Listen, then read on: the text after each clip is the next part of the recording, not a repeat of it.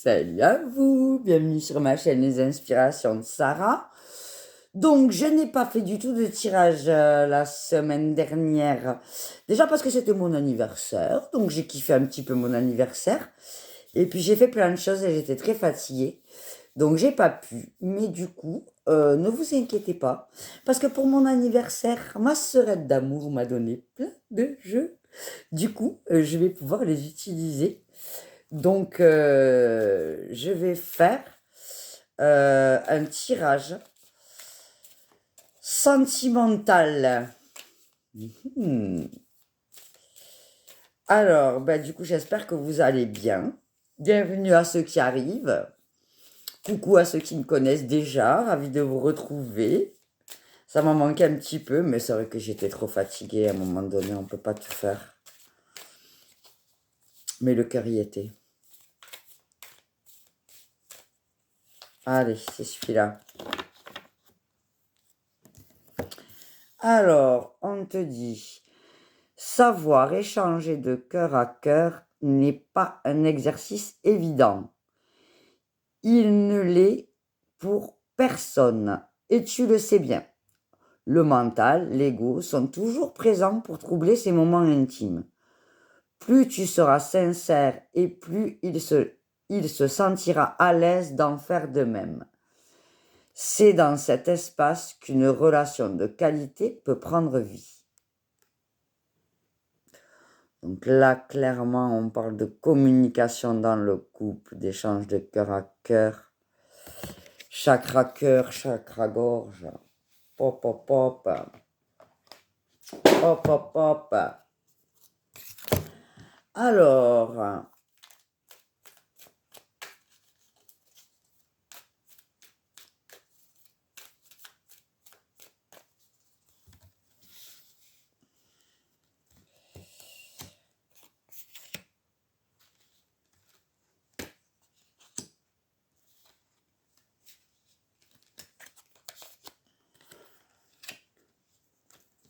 bon, déjà, magnifique jeu, hein, je vous le dis, les gars.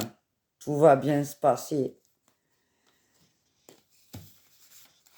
Alors, effectivement, je pense que là, on nous dit ça parce qu'il doit y avoir des problématiques de communication. Vous devez avoir des disputes et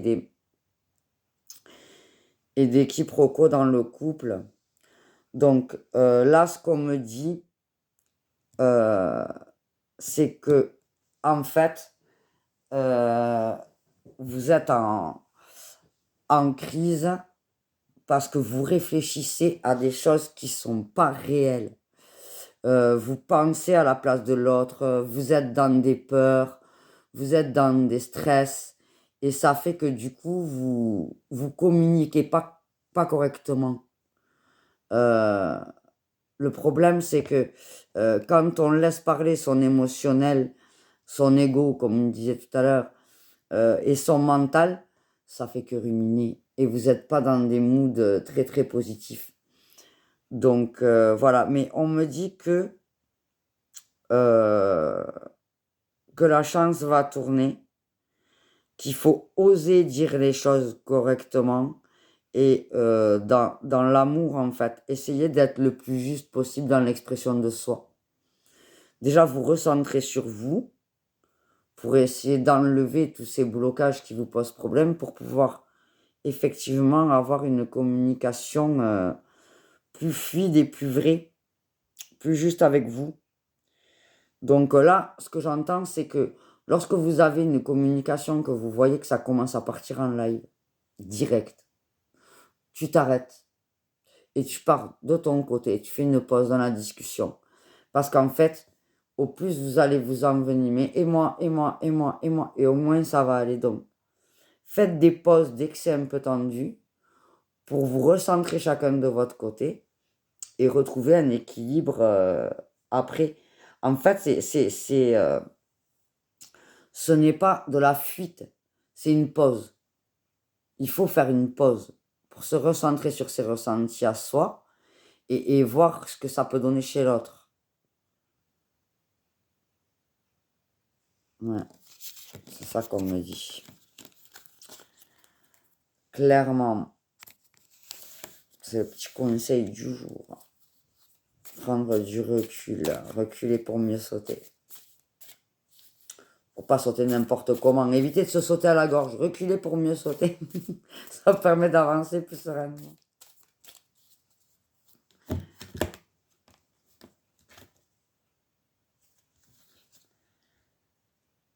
Ah, parce qu'en fait, vous vous mettez en protection chacun. Et la meilleure défense, c'est l'attaque. Donc vous vous attaquez. Et du coup, ça tourne en rond. Parce que oui, mais toi, oui, mais moi, oui, mais tu aurais dû. Oui, mais...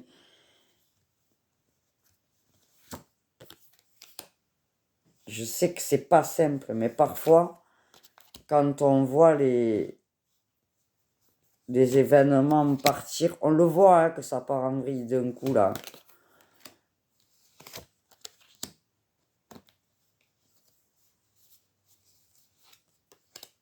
Allez. Donc on nous parle de réconciliation, hein, donc il y a largement possibilité d'améliorer la situation. Au centre du jeu, tu as un cadeau. En fait, on te dit que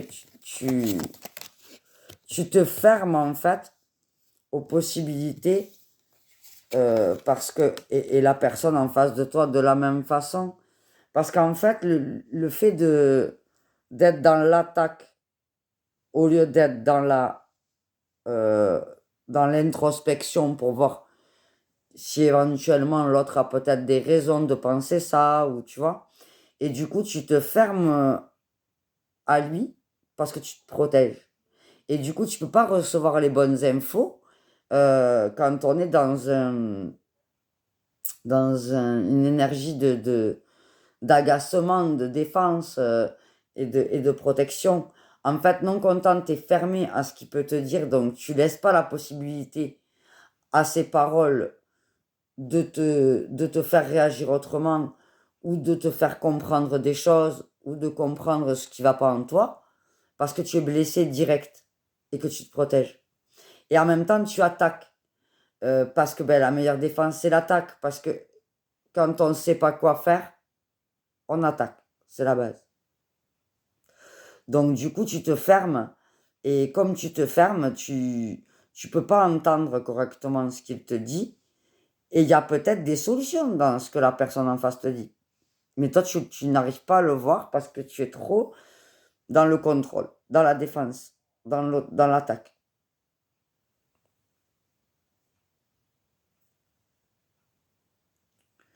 Donc là, on te conseille de ne pas perdre l'espoir et de rester, de te concentrer sur tes émotions.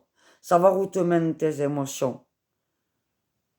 Faire un choix juste par rapport à toi.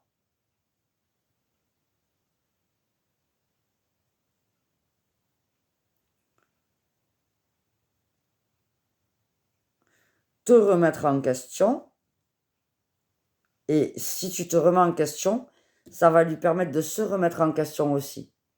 Tu vois ce que je veux dire? Parce que, en fait, dès que tu es dans l'attaque, par contre, si il te dit quelque chose et que toi tu dis, bon, éventuellement, je pense que tu as raison, je peux faire ça, je pense que je fais ça à cause de ça, mais parce que ce que tu fais me blesse. Du coup, là, il va l'écouter différemment. Tu vois ce que je veux dire? Il faut qu'il y en ait un des deux qui lâche le contrôle, en fait. Et comme toi, tu es très dans le contrôle et la défense, ben, il faut que tu lâches ça, en fait, pour laisser une porte ouverte. Et on nous parle clairement de réconciliation. Voilà, on te dit que lui, il pense que ce que vous vivez entre vous, c'est un cadeau. Il est vraiment heureux de la relation que vous avez. Je ne sais pas si ça répond à tes doutes, mais il y a vraiment quelque chose.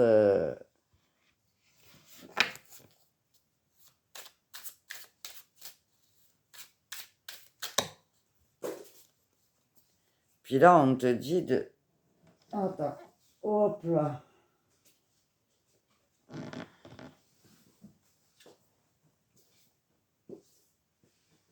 Ouais.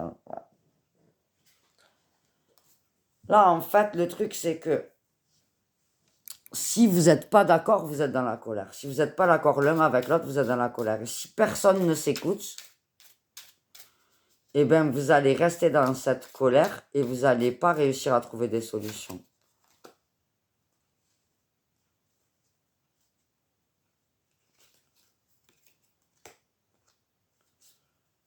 Voilà, il faut couper avec les pensées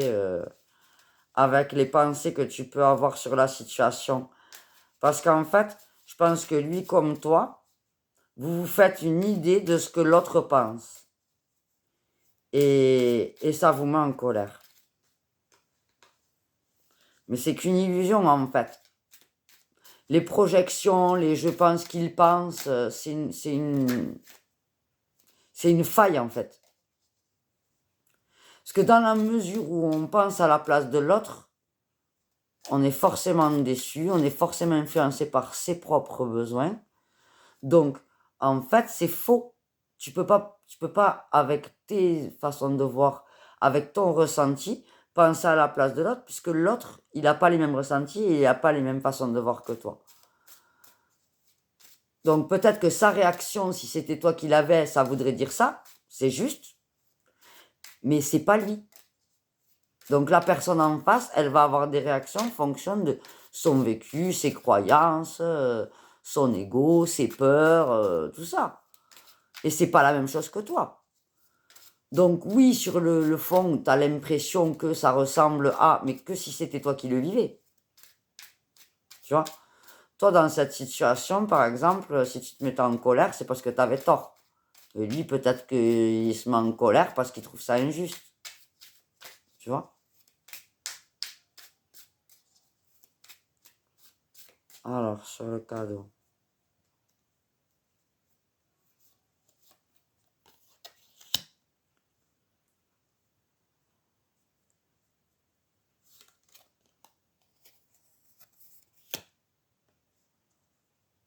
Ouais, il faut se recentrer sur vos joies, sur ce qui vous apporte le bonheur.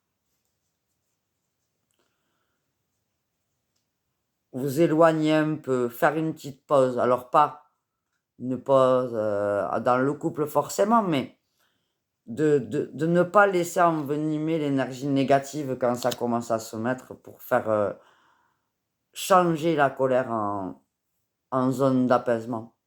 Quand la colère commence à monter et qu'elle est trop forte, faire une pause, aller au calme.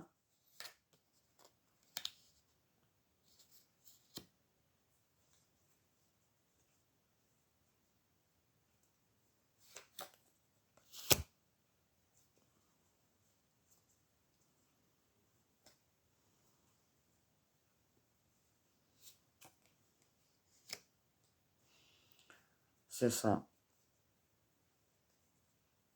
Pensez à ce que vous ressentez et non pas à ce que l'autre ressent et à ce que vous pensez qu'il ressent. La seule chose dont vous pouvez être sûr, c'est vos sentiments, votre façon de voir. Et en fait, il n'y a que toi qui peux savoir ce que toi tu penses, ce que toi tu ressens. Pour le reste, il n'y a que lui qui peut savoir ce qu'il pense, ce qu'il ressent. Tu vois? Donc, il faut commencer à entamer une discussion. Mais pour pouvoir commencer à entamer une discussion, il ne faut pas être dans la colère. Il ne faut pas être dans la peur. Il ne faut pas être dans l'appréhension de ce qu'il pense, ce qu'il va dire, ce qu'il va faire. Il ne faut pas analyser ses faits et gestes, il faut analyser les tiennes, propres. Parce qu'il n'y a que toi qui peux changer les choses. Pas qu'il puisse rien faire, mais tu ne peux agir que sur toi. Tu ne peux pas agir sur l'autre. Tu peux lui déclencher des réactions de colère, de peur, de ce que tu veux. Mais pour le moment, la colère est très présente. Donc, il ne faut pas parler dans la colère parce qu'on n'a pas de solution. Donc, quand ça commence à s'envenimer, on fait une pause. On prend du recul. On pense aux choses positives. On ouvre son cœur à ce que soit nous pensons, à ce qu'on se dit sur nous, à ce qu'on pense de nous, à ce qu'on pense du couple. Et une fois que ça c'est fait, bon on est plus serein et on repart avec une discussion qui soit un peu plus constructive. Vous pouvez aussi trouver un ami ou quelqu'un de la famille, s'il y a quelqu'un dans votre entourage qui vous connaît un petit peu et qui peut vous aider à vous parler sans vous attaquer. On me dit ça aussi.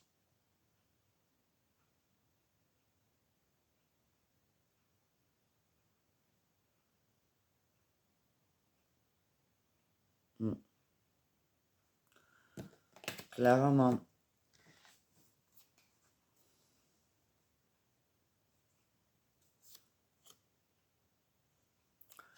Oui, si vous mettez chacun votre regard sur votre propre cœur et pas sur vos peurs, ça va très très bien se finir. Les accrochages vont cesser, les disputes vont cesser.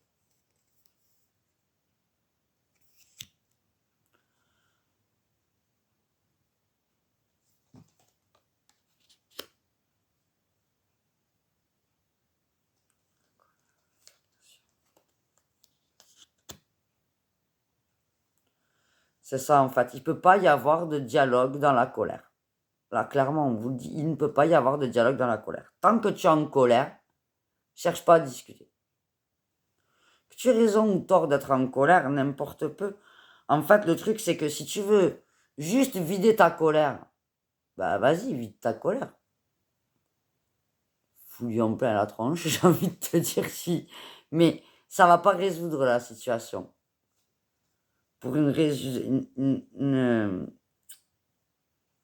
bonne fin, pour qu'il y ait une résolution au problème, il faut que tu sois dans ton cœur et pas dans ta colère.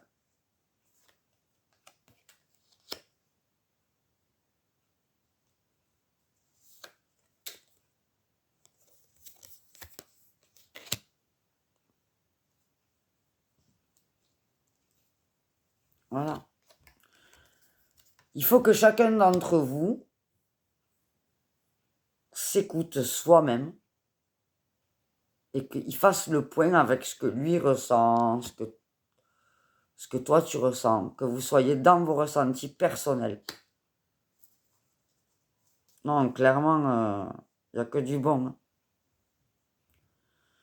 En fait, j'entends que c'est le besoin d'avoir raison. En fait, que vous ayez raison ou tort, ça importe peu, d'autant plus que on n'a jamais raison. Mais on n'a jamais tort non plus. En fait, on a juste deux façons de voir différentes. La seule chose sur laquelle vous avez raison, c'est votre façon de voir. L'un et l'autre. Vous avez raison tous les deux sur votre façon de voir les choses et votre ressenti et votre... Voilà, il est juste. Pour vous, il est juste. Est-ce qu'il est juste pour l'autre? Est-ce que vraiment cette réalité est bonne pour toi? Parce que la réalité, elle est là. Tu es en colère, il est en colère, il a fait un truc qui va pas, ou tu as fait un truc qui va pas, ou vous n'êtes pas d'accord l'un avec l'autre. Donc, il y a des disputes. Bon, ben, il est d'accord avec lui, tu es d'accord avec toi. Voilà, tout le monde est OK avec ce qu'il dit. Mais personne n'avance parce que vous êtes braqué et que vous vous mettez en colère. À comprendre d'où vient cette colère. Si c'est proportionnel à la situation ou pas. Si c'est quelque chose du passé qui vous fait peur, qui fait que vous surréagissez. Et l'un et l'autre, hein, vous, tous les deux. Parce que si tu es dans une situation où, où tu as peur que les choses d'avant se reproduisent, tu vois, le schéma répétitif, et que voilà, tu es encore tombé dans la même chose, ben en fait, c'est peut-être toi qui t'illusionne à te dire, à tellement croire que ça va faire pareil, que finalement, tout ce qu'il fait, tu te dis c'est pareil, c'est pareil. Alors que pas du tout, peut-être. Tu vois? Donc, faut te recentrer un petit peu toi sur ce que tu ressens, comment est-ce que tu le ressens. Est-ce que c'est quelque chose qui est proportionnel à la situation? Est-ce que c'est quelque chose qui est surréagi? Et il n'y a qu'en prenant un temps de pause qu'on pourra avoir un dialogue un peu constructif, quoi.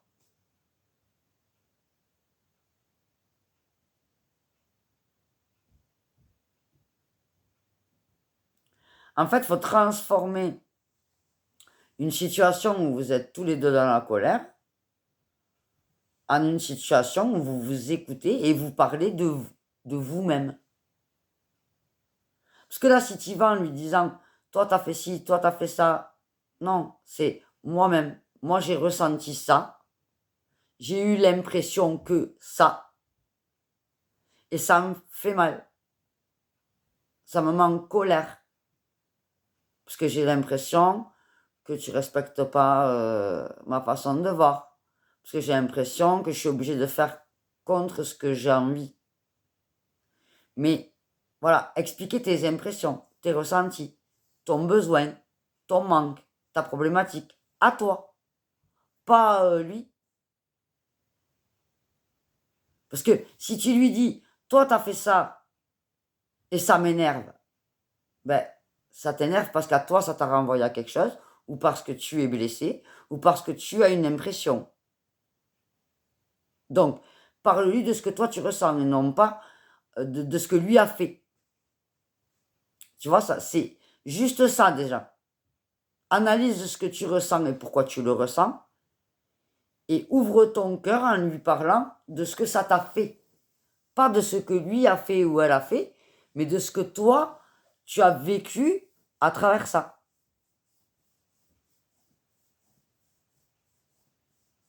Voilà ce qu'on me dit. Eh bien, écoute, tu vois, en tout cas, tout est transformation, soleil, amour, union, réconciliation. Il n'y a que du bon, quoi. C'est juste qu'il faut faire des pauses et stopper la colère. Attendre que la colère passe. Ne pas discuter dans des émotions de colère, parce que c'est l'ego qui prend le dessus, c'est pas vous. Dès qu'on est dans une émotion de colère, c'est l'ego qui se défend. C'est l'attaque et la défense. Et il n'en sort rien de bon. Alors, on va prendre une carte conseil, voyons. Un petit conseil pour toi.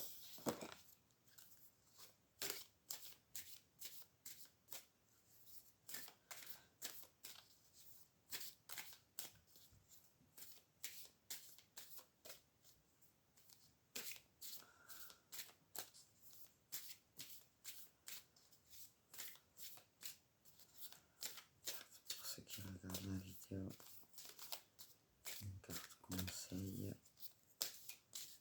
Ah, elle est là. Ouverture du cœur. Lorsque ton cœur est ouvert, tu attires à toi l'amour. Tu es sereine, calme et abordable. L'ouverture du cœur est un véritable exercice de conscience, car tous les jours, ton cœur reçoit des piquants qui le blessent. Plus ton cœur sera ouvert, et plus ton amour pour la vie sera grand. Voilà. Donc, ouvre ton cœur, quoi. Clairement. Ouvre ton cœur.